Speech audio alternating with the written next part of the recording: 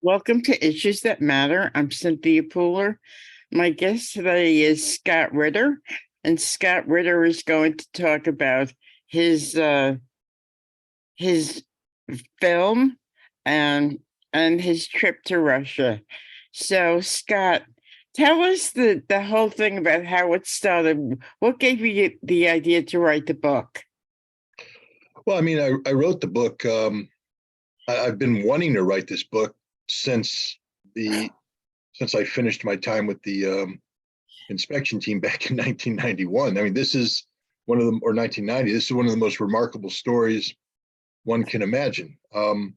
It was exciting to everybody who was living it. We knew as we were doing it that this was one of the most unique moments in history. That everything we were doing was remarkable, both the Americans and the Soviets. This was truly one of these once in a lifetime, once in a century type events, but nobody knew about it. It was sort of being done in the shadows. When the media talked about it, even the media didn't know how quite to capture it. And so I felt that it was important that this story be told by somebody who had experienced it. But the problem was that the treaty prohibited participants in the treaty from publishing details of what they saw without the express permission of the other side. And that is a reciprocal thing. So the United States was never going to give Soviet inspectors or Russian inspectors permission. So the Russians weren't going to give. So, basically this book was percolating in my mind for a number of years. But in 2019, Donald Trump withdrew from the INF treaty, and then the Russians withdrew afterward, and suddenly those restrictions no longer existed. And I said, okay, I think it's important to write this book. And so I labored on the book from 2019 to 2022.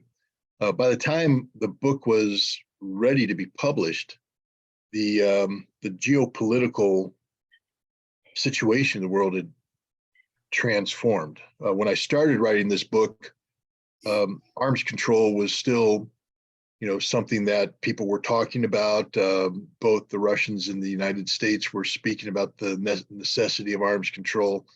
By the time I finished the book, Russia had invaded Ukraine, and arms control was off the agenda. And suddenly, the book took on a whole new meaning. It was no longer simply this really cool history. It became a template of hope. People were saying, how do we get out of this? And I said, wait a minute, we've been through this before. One of the reasons why this INF treaty implementation was so historic was that it was taking us out of a Cold War environment where the United States and the Soviet Union were on the verge of nuclear war. And through the process of disarmament, we were able not only to eliminate that threat, but to improve relations, to begin moving forward. And so when people say, that things are really bad today and they don't see how we can get out of it, I was like, wait a minute, this book actually is a message of hope. And I don't think I could have picked a better time to publish this book. Right. It was, the stars aligned. This book was timely. It put things in a historical perspective, and it like I said, it's a message of hope. But then the question is, how you got the book? How do you get that message out even further? Mm-hmm. I felt that, and we've had this conversation before, that one of the biggest threats facing America today is potential of nuclear conflict. In fact, I'd say that is the biggest threat. And the reason why it's so difficult to have a meaningful conversation about nuclear disarmament is that most Americans fear Russia, and therefore believe that nuclear deterrent is, a necessity. And they fear Russia, though, not based upon knowledge, but on ignorance. They don't know anything about Russia. And propaganda. Well, when you're ignorant, you're susceptible to propaganda. because you don't have a fact base to respond. And so I felt that this book not only could be used to inform an American audience, but could be used to further American understanding of present day Russia, not just inform an American audience about the past, but use it as a vehicle to inform about the present. But to do that, I really needed to get over to Russia. And that's the tough question. How do you do that? Fortunately, there was excitement about this book in Russia. And the Russians said, yeah, we'll publish this book. And then better, they said, and we'd like you to come over and do a book tour. Mhm. And that's a scary proposition given the current state of relations and such. But if you're gonna take on the most challenging tasks or challenges, if you're gonna take on the greatest challenges facing the American public today, and that is nuclear disarmament and overcoming Russophobia, sometimes you got to go on a journey. It's been done before. Back in 1958, Van Cliburn, a 25-year-old Texan pianist, went to Moscow at the height of the Sputnik and the McCarthy Red Scare, and he went to Moscow and he participated in the Tchaikovsky Music Festival, the biggest music festival in the Soviet Union, where the finest musicians in the world come. And he went, he played, and he won. He came in first place. And in doing so, he won the hearts of the Russian people. The Russian people, the Soviet people, were just like, oh my goodness, this is an American. An American came over and played our music, and he won our hearts. And then he came back here. In the history of the Avenue of Heroes in New York City, with all astronauts and presidents and war heroes going down there with the ticker tape parades, only one musician has ever been given that honor. That's Van Cliburn, because of what he did in Russia. So I'm like, if Van Cliburn can do it, I can do it. And if I can do it, every American can do it, but they just have to be empowered with the desire to do it. So I'm going to Russia.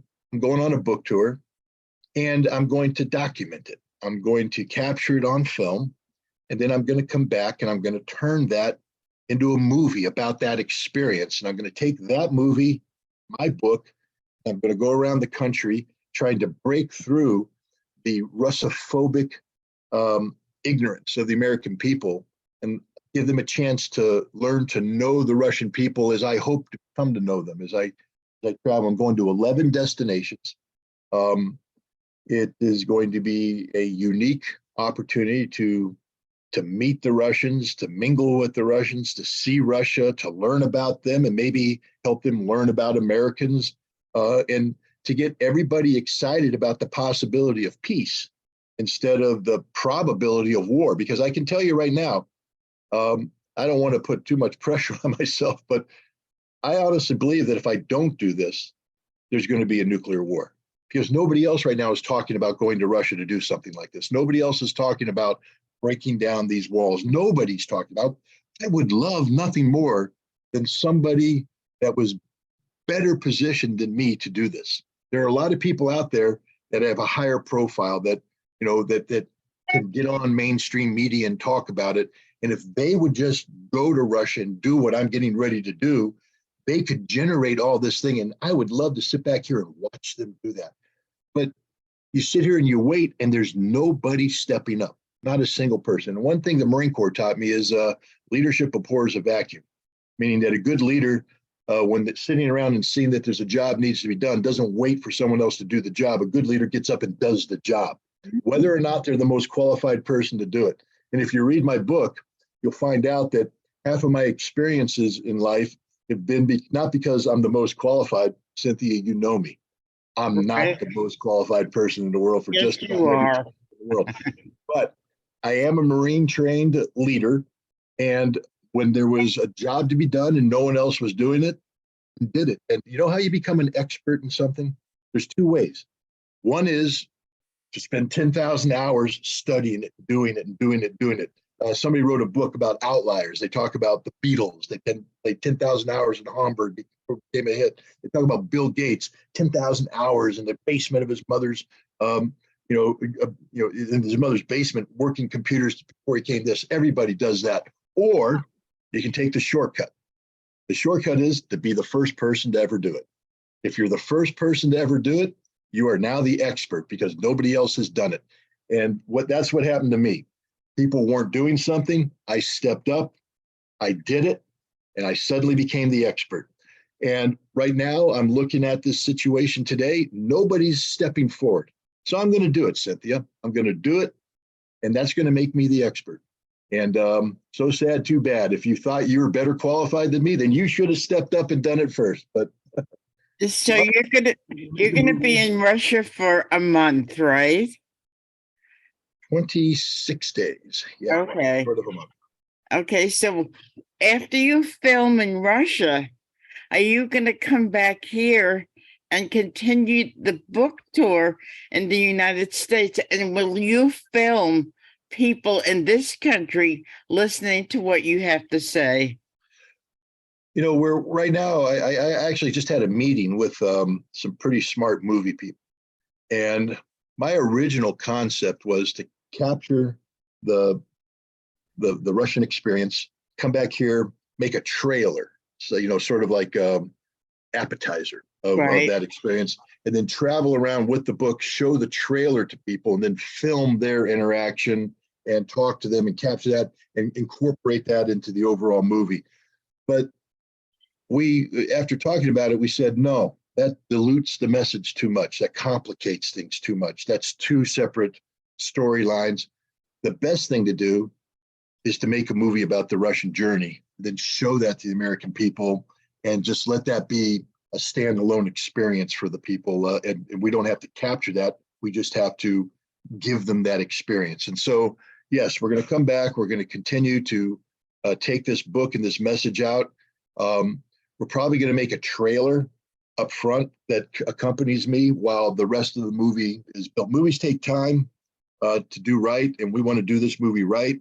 And when it's ready, then we will submit it to film festivals. We will try to get it shown in theaters. If people invite us, we'll take the movie to them. But the whole idea is to get this movie out there and expose it to as many people as possible, so that on June 22nd or 24th, but June 2024, I think it's June 22nd, 2024. That's our target date, to put millions of Americans in the streets around the country to demonstrate in support of arms control, in support of nuclear disarmament, send a message to the politicians who want to be president of the United States, politicians who want to be senators, that arms control is the most important issue facing our country today. And if you're a politician running for higher office and you don't make a resumption of meaningful arms control your number one priority, then you won't support the American people. And that's what we're trying to do. Now, you say you want a mass demonstration in this country. I remember you saying you were also going to have a mass demonstration in Russia. Is that correct? Well, again, I'm not going to have a mass demonstration in Russia. What I'm going to be encouraging people to do is not a demonstration, but a rally. What I would encourage people around the world to do, in Japan, in Brazil, in Russia, elsewhere, is on that day that we want to get the American people out in the streets, that they come out and they rally in support of the Americans who've come out, to send a signal that this message is important to the world as well.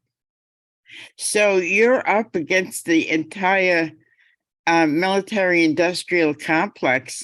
That's quite a challenge. Well, the beautiful thing about a Marine is we've never been accused of being too smart.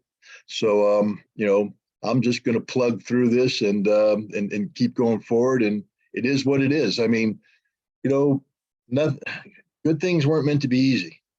Sometimes you got to work for it. And important things, especially in difficult times, are going to be extraordinarily difficult to accomplish. And do I think for a second that this is going to be easy to accomplish? No. Do I think that I can accomplish it? I don't know. I don't know if this can be done, but I know this, it won't get done if I don't try. That I know for certain, that if I don't make the effort, this won't happen. So I'm going to make the effort, and then we'll hopefully good things will come. So you'll be back in the States the end of May, the beginning of June, am I correct? Correct. Yeah.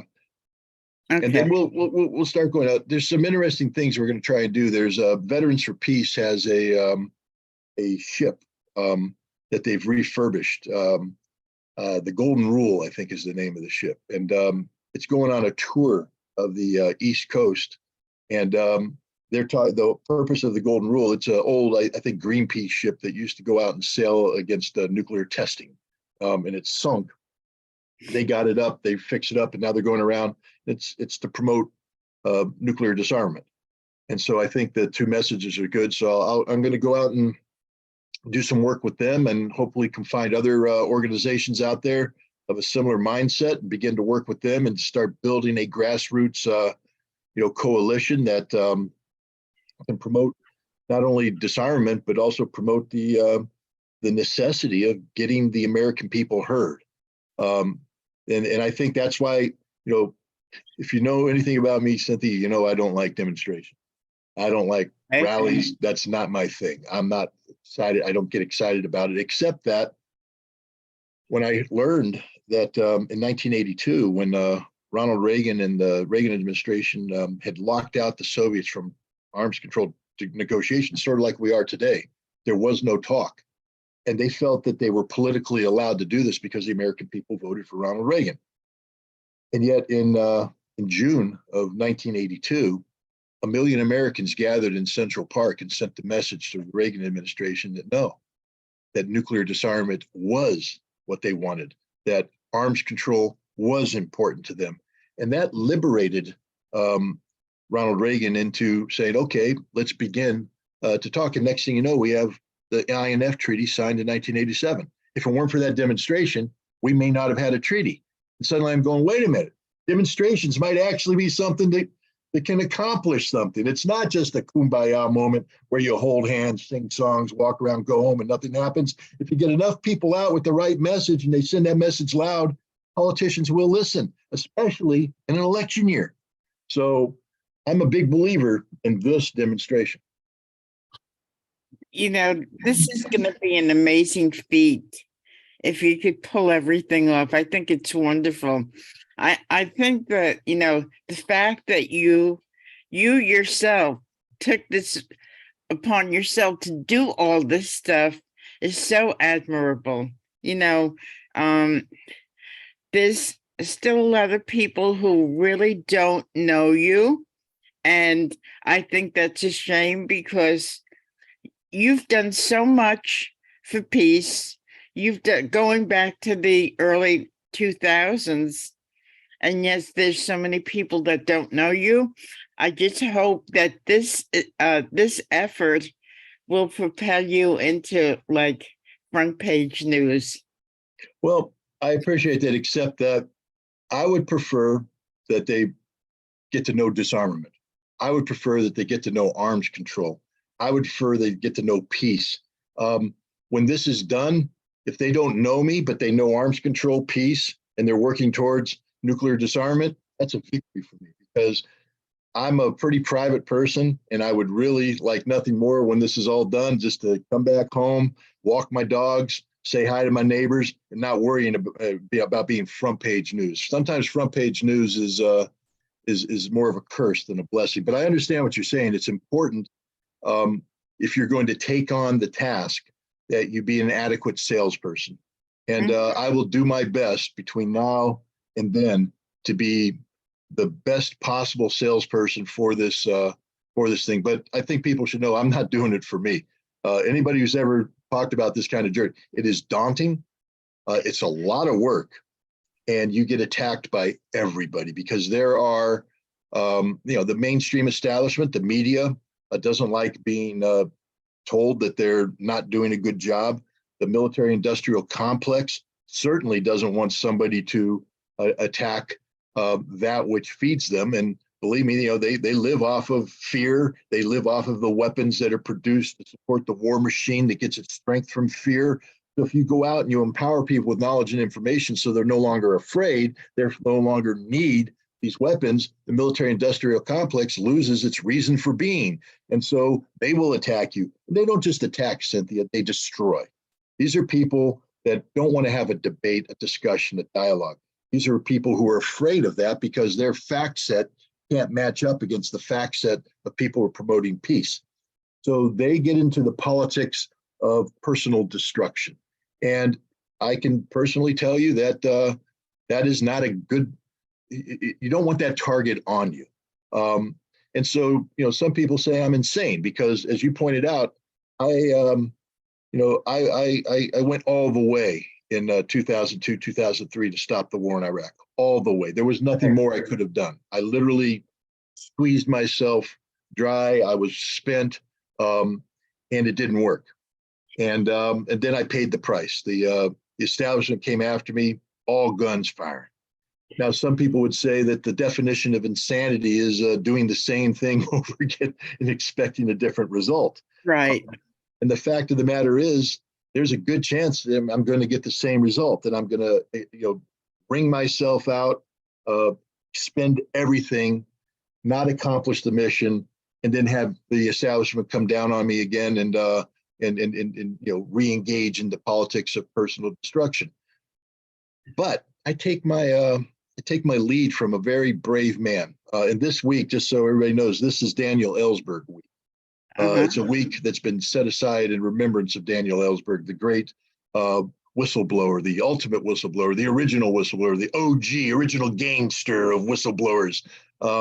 Unfortunately, he's dying of pancreatic cancer right now. I'm so sorry. Wow. And it's bad, and it's going, it's not good. But so this week is dedicated to him.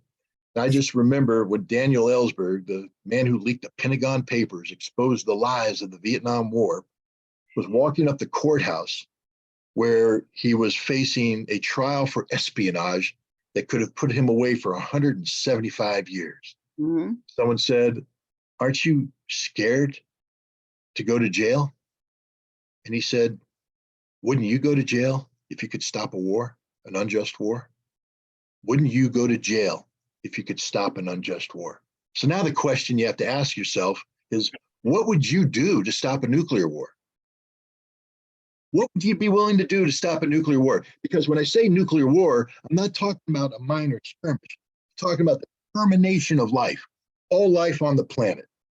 And we're heading in the direction where it's not only possible, but probable that there will be a nuclear conflict between the United States and Russia. The Russian president, the former president, Dmitry Medvedev, just yesterday, talking to people, said, "Look, I've been president, and I know that you have to be prepared to use nuclear weapons if the time comes.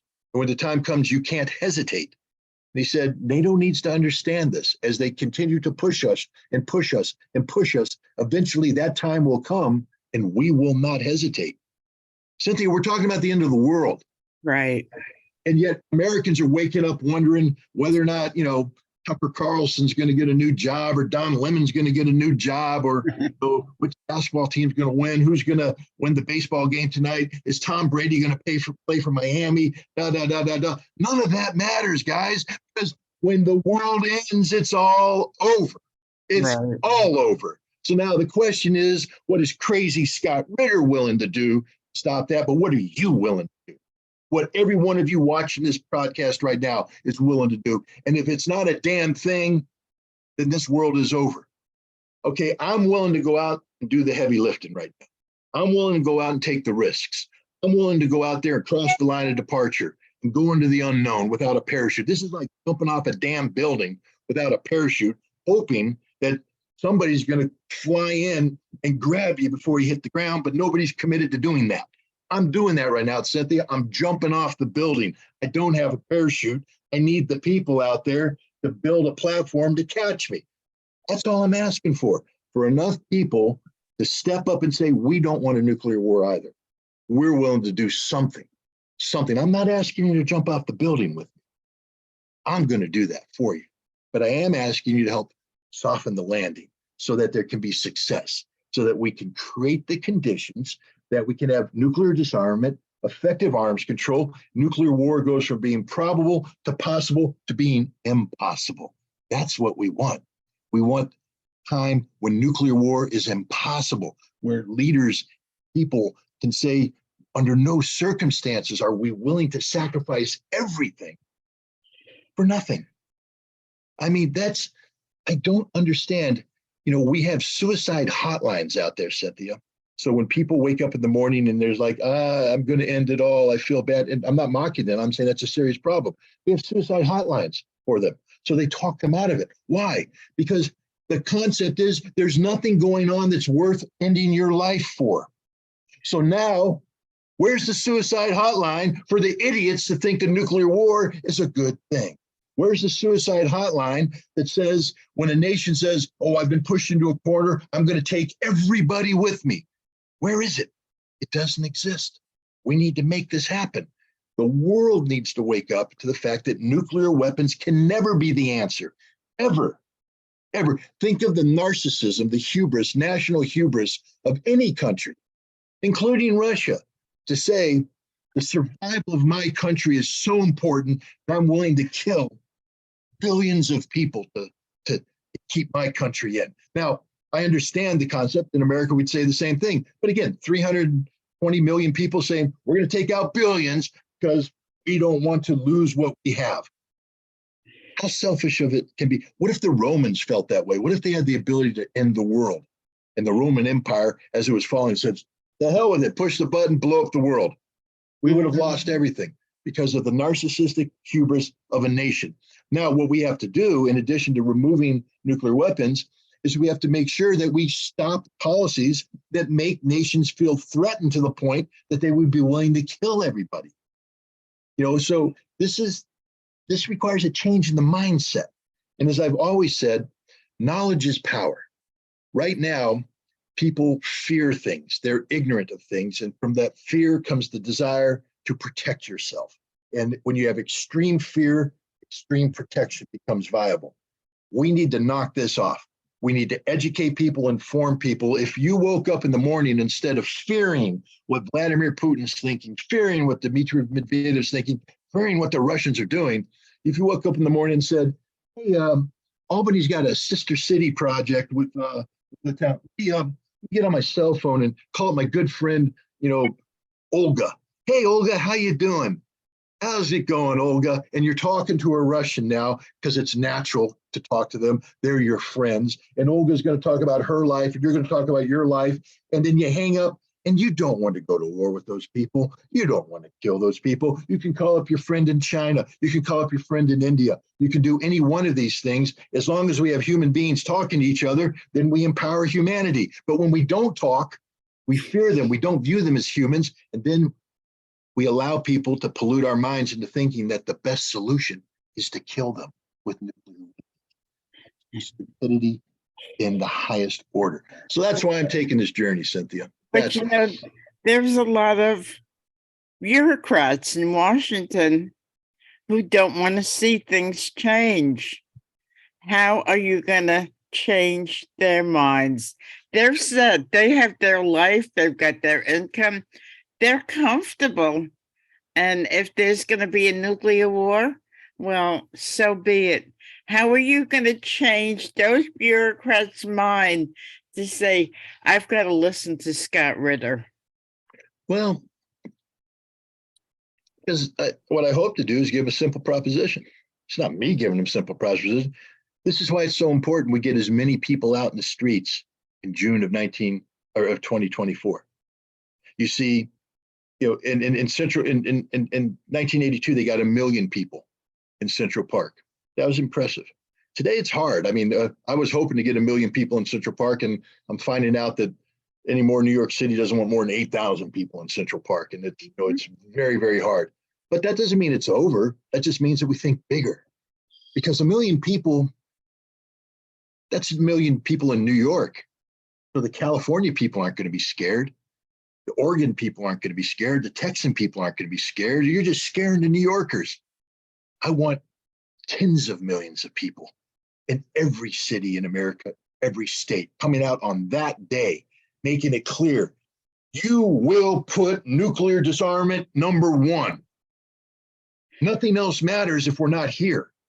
I'm not saying it doesn't matter. Of course, climate change matters. Of course, the economy matters. Of course, transgendered rights matter. Of course, all of this matters. All of this matters. I'm not trying to minimize any of this, but none of it matters if you're dead. If you're dead, none of it matters. And the one thing that's going to kill you right now is nuclear weapons.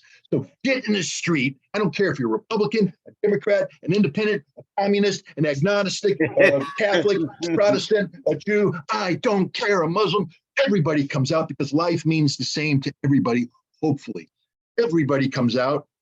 And I want left holding the hands of the right. I want libertarians holding the hands of communists. I want it all coming in, because what they're saying is there's only one thing that matters right now.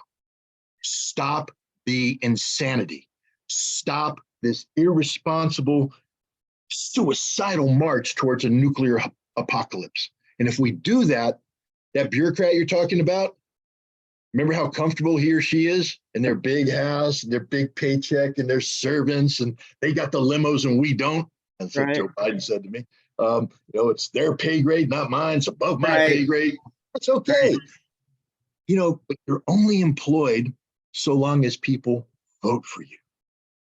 And the signal that needs to be sent is you will become unemployed very quickly in November if you don't get out of your damn house, get in the streets, and listen to what these people are saying. It's not listening to what me, Scott Ritter's saying. It's what tens of millions of Americans are saying when they all come up and say, listen to us. We matter. We want to live. You need to do something. And if you're not willing to do it, bam, you're out. We'll put somebody in. Okay, you're talking about two different things, though, Scott. You're talking about elected officials, but then there's also the permanent government that's in Washington, who's been there forever, who wants to stay there, who wants to collect their pension and have medical insurance when they retire.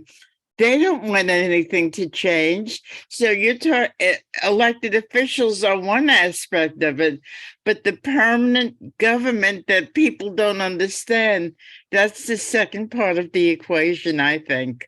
No, it is. But again, you elect the right people. And to give you an example, Joe Biden ran for president. We all know that. And whatever you think about the election, it doesn't matter. He's now the president of the United States.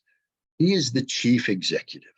And he ran on a platform that said, I am going to pursue what's called the sole purpose doctrine. What that means is we're going to get rid of this George W. Bush era notion of preemption, where we can use nuclear weapons preemptive in a non-nuclear environment anytime we want. It's sort of a corollary of Richard Nixon's sane man theory. Back in the Vietnam War, Richard Nixon said, I want the North Vietnamese to think that I'm crazy enough to drop nuclear weapons so they'll come to the peace table. I want them to think I'm crazy. And George W. Bush said, I am crazy. So we're going to make preemption our thing, and the whole world will never know. I mean, one of the officials said, the purpose of the preemption doctrine is to keep the Russians and the Chinese guessing whether or not we're going to nuke them today. That's the policy we have today. It's literally built so that every morning the Russians and the Chinese go, I wonder if America's going to nuke us today. That's insane. So Joe Biden, in a moment of clarity, said, I agree, that's insane. So I'm going to return us to sole purpose doctrine, which says the only reason why I have nuclear weapons is to deter people from using nuclear weapons against us. And we will build a force sufficient so that if somebody ever does nuke us, we will take them out. Everything will be dead. Therefore, they'll never want to nuke us. Okay, that's crazy in itself, but that's better than having people wake up and say, I wonder if America's going to nuke us today. So Biden said he wanted to do that. He got elected. He came in and he sent the signal out. I'd like to go to sole purpose. And the interagency, I don't know what the interagency is, Cynthia. I didn't vote for it. Did you vote for the interagency? But the interagency, which apparently exists, unelected bureaucrats said, we're not ready for that. Right. And Joe Biden, the commander in chief, who could have, if he wanted to, call in the interagency. See, this is the beauty of the chief executive, a leader. Call them in and go, you're fired, you're fired, you're fired, you're fired, you're fired, for gone. Next up, this time next week, I want you to have a plan on how we're going to implement sole purpose. They come back and say, we're not ready. You're fired, you're fired, you're fired, you're fired, you're fired, you're fired. Out next You see, I'm the commander in chief, and the Constitution empowers me to do this. And I will fire all of you bastards if you don't do what I'm telling you to do. Implement sole purpose. Now, why didn't Joe Biden do that? Because the American people didn't jump up and down and insist that he did it. You see, when he moved away and said, no, I'm just going to bring back and continue preemptive strike, where were the demonstrations?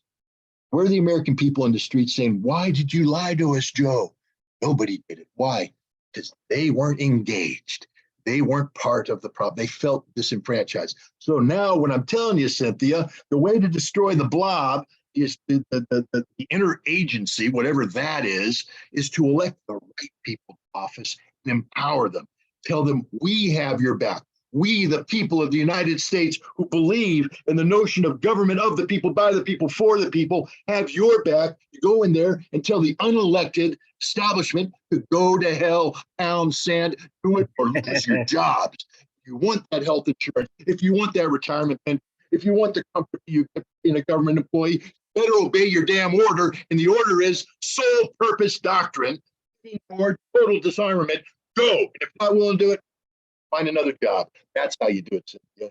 So you're talking demonstrations in this country, or whatever word you want to use. I believe that Europe is suffering because of the war in Ukraine. Do you hope to get massive demonstrations in Europe to come out for what you're trying to do? That would be nice. That would be nice. I don't want to be held hostage to it, because ultimately this is an American problem. But what I would like, you see, it's sort of liberating. Here's the reason why I think it might be easier to do this overseas in the United States, because a demonstration normally implies the people are trying to achieve change, domestic change in their own country. So they're demonstrating against something. And sometimes people are hesitant to do that. They're fearful. They don't understand exactly what's going on. But if I tell you, I don't want you to demonstrate against your government. I don't want you to demonstrate against anything. What I'd like you to do is just come out in support, a rally in support of getting America to embrace disarmament. That's all I want. And I think if you sell it that way, people say, yeah, I like that idea. You mean we're going to get the crazy man with the nuclear weapons who wants us to wake up every morning and wonder whether or not he's going to nuke us, or get him to change being insane? Oh, yeah, I'll go out in the street for that. And we can get all the people in the world to come out in the street and say, we support the Americans trying to change their insane lunatic government. That would be pretty cool. It's so admirable, but it's so daunting at the same time. That's why you pick a Marine to do it. That's why you pick a Marine, because we're not smart enough to understand how hard it is, Cynthia. We're just going to do it. Okay, great. So in the final moments, do you have any words to tell the people listening to this, what to expect, what to how they can help you, I think that's important. Well, the first thing is you can help by engaging, by becoming informed. If you're interested in what I write, what I say about it, for instance, this podcast, and others like it, you can go to scottritterextra.com. It's free, doesn't cost you a penny.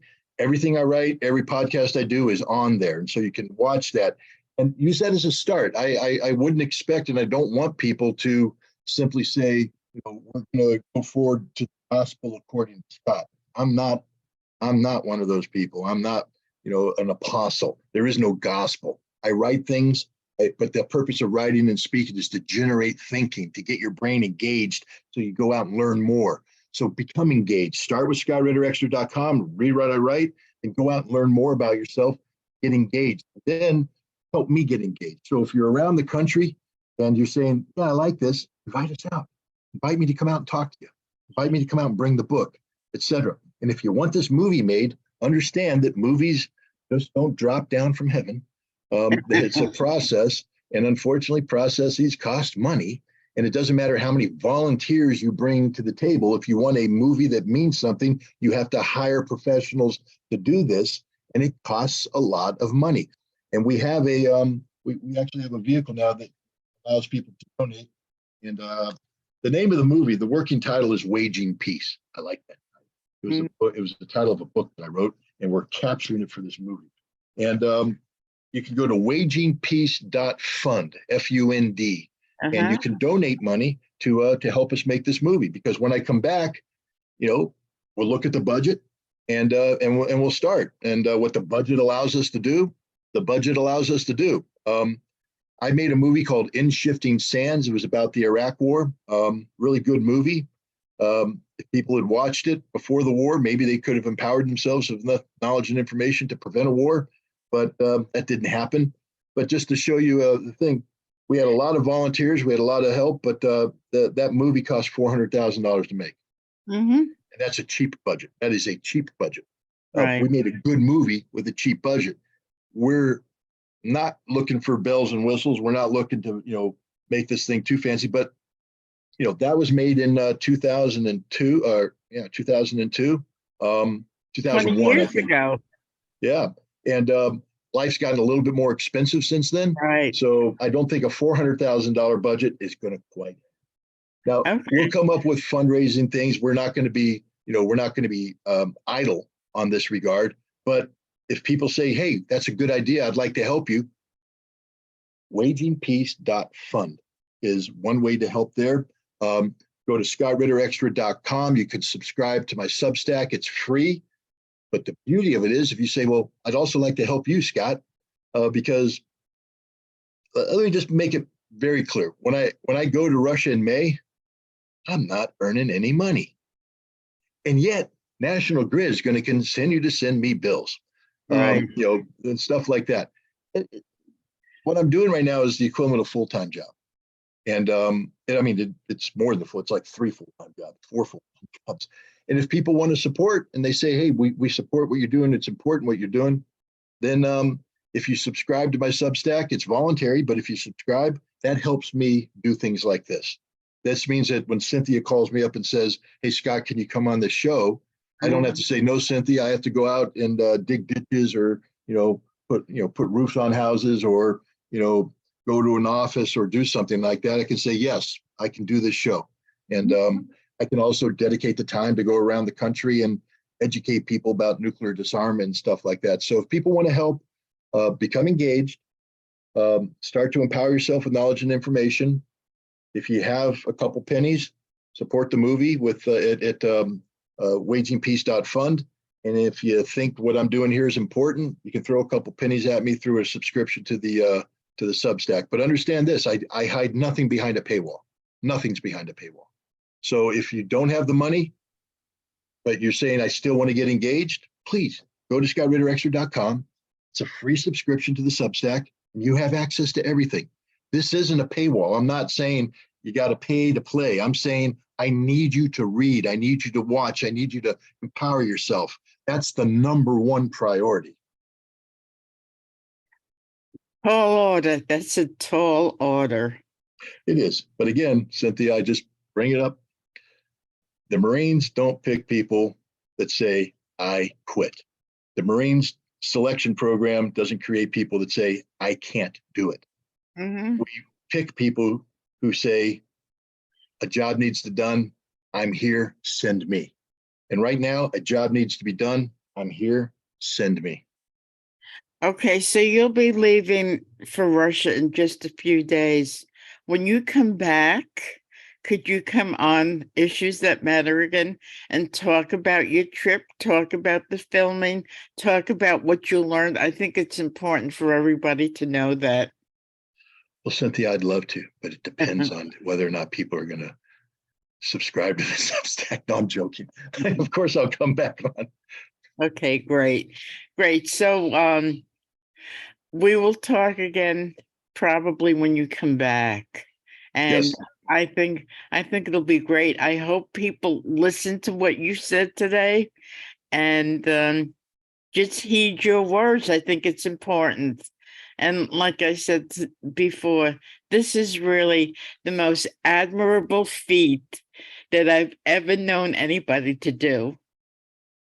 Well, let's win first. Let's not do a victory dance in the end zone till we score a touchdown. But thank you very much. Okay, so we'll talk later.